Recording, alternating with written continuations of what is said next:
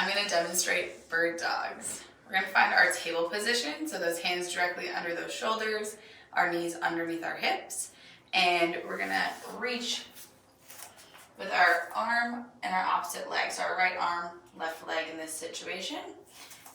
Reach, and from here you're going to bring those the right elbow to the left knee, and then reaching back out. We're working through 15 reps on each.